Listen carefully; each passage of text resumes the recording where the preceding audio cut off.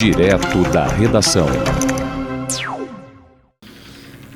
João Gabriel Leite Fernandes diz uma coisa que vamos, nesta manhã de quinta-feira, nessa manhã ensolarada, uma informação que me chega aqui de Brasília. Deixa eu chegar nela aqui. A Câmara dos Deputados aprovou a toque de caixa e por ampla maioria, por 408 a 64 votos, o projeto que altera a lei de improbidade administrativa, tornando mais difícil a punição a maus administradores públicos. Uma das principais mudanças no texto que segue para o Senado é a exigência de que fique aprovada a intenção do administrador em lesar os cofres públicos. Prejuízos causados por negligência ou incompetência passam a ser impunes. A pressa na votação foi obra do presidente da Câmara, Arthur Lira, que tirou o projeto da comissão que o analisava e o levou direto ao plenário. Lira foi condenado em primeira instância em 2 processos por improbidade na Justiça de Alagoas. E a Câmara, e ele responde também, né? 4 líderes na Câmara, eles respondem a processo por improbidade. Ô João Gabriel, vamos aqui botar analisar a coisa friamente. A lei de improbidade administrativa, que ela pune maus gestores, ela comete alguns exageros. Por exemplo, muitas vezes você tem um prefeito, você tem um gestor público que não tem intenção de lesar os cofres públicos. Ele comete um ato que pode ser um erro administrativo comum, mas ele não se locupletou, ele não aferiu lucro com o erro administrativo. Você tem outro caso de pessoas também que muitas vezes são penalizadas assim de forma muito pesada, são punições muito pesadas para determinados atos. Vou lhe dar um exemplo. Eu conheço prefeitos que caíram na lei de improbidade. Por exemplo, o cara ele governou uma cidade, ele recebeu dinheiro para comprar uma ambulância. Ele comprou a ambulância ela está circulando. Mas ele saiu da prefeitura, entrou o sucessor. Aí o que aconteceu? O Tribunal de Contas da União pediu a nota fiscal da ambulância. Ele foi lá na prefeitura buscar a nota fiscal, não entregaram a nota fiscal ele da ambulância. Ele foi penalizado, ficou inelegível com base na lei de improbidade administrativa. Então havia muitos exageros que deveriam ser corrigidos, não, o João Gabriel? É verdade, Roberto. Tem vários, se for parar para investigar no país aí, tem vários casos parecidos com esse, Roberto. Quando entra um sucessor, normalmente ele tenta inviabilizar o candidato que estava na máquina pública, no poder executivo, com essas medidas. Exatamente. Aí o cara fica inelegível. Eu vou lhe dar um exemplo, um exemplo. Aí na sua cidade, o ex-prefeito Arnaldo Viana.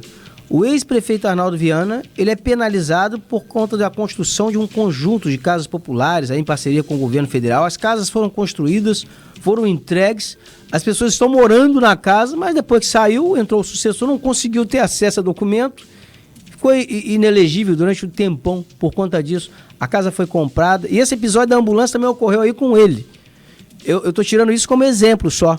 Mas você encontra outros, você encontra casos similares em todo o país, em todo o estado do Rio de Janeiro.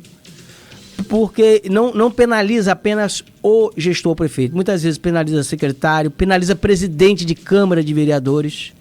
E as pessoas ficam inelegíveis e se noticia depois que está inelegível, mas ninguém sabe por que está inelegível.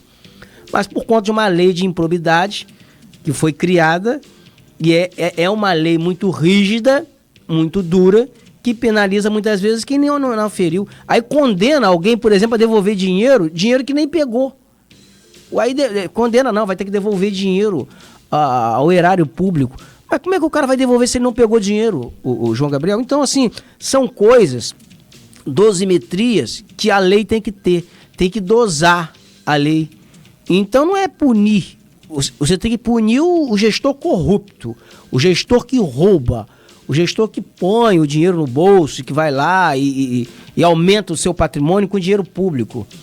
Quanto ao gestor que por um erro qualquer, por um deslize, ele não teve a intenção, mas cometeu um deslize administrativo ali, e não teve a intenção de causar dolo ao erário público, acho que não cabe você chegar a deixar o cara inelegível, punir o cara e divulgar. Aí o noticiário divulga como se tratasse de um ladrão. Então tem casos e casos, né, João Gabriel? Tem caso e caso. Outro caso emblemático também, mas ficou na lei de ficha limpa, era o ex-deputado federal Paulo Feijó, aqui da região também, no caso das ambulâncias também, lá na Câmara Federal.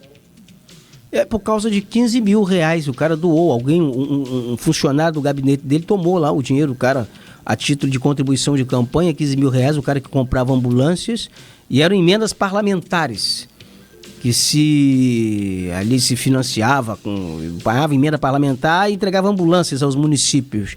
Então o fornecedor de ambulância doou 15 mil reais para a campanha dele por meio de um assessor. O assessor buscou, falou que era para isso, mas nem se sabe se foi isso, nem se sabe se o parlamentar tinha conhecimento. Mas foi condenado, ficou inelegível, foi condenado à prisão. Não foi preso porque tratou-se de um câncer, ele operou um câncer tem a ligeira impressão que foi no intestino e não foi preso por isso. Mas também abandonou a carreira política, abandonou tudo. Mas tem casos e casos, até um caso diferente o caso dele, né? Porque o caso ali já envolveu emenda parlamentar. Mas caso presidente de fundação, prefeitos, presidente de câmaras de vereadores, nós conhecemos uma centena aí que está tudo inelegível, com base na lei de improbidade administrativa. Assim, e não são poucos, são pessoas que estão impedidas de disputar cargo público, de exercer funções públicas com base na lei de improbidade administrativa, João Gabriel.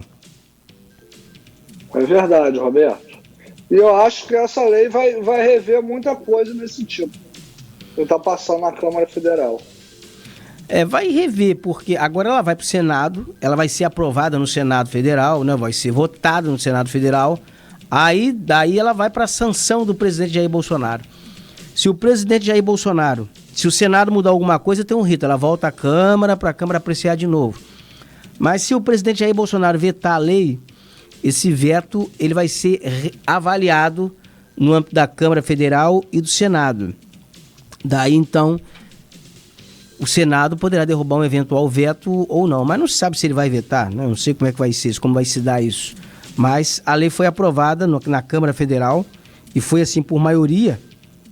Vamos ver aqui qual foi o placar. Foi por 408 votos a 64. Então foi aprovada por ampla maioria no âmbito da Câmara Federal.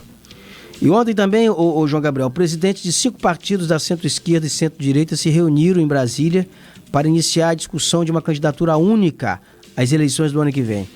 Organizado pelo o ex-ministro da Saúde e ele mesmo presidenciável Luiz Henrique Mandetta, o encontro reuniu o PSDB, Cidadania, PV, Podemos e DEM.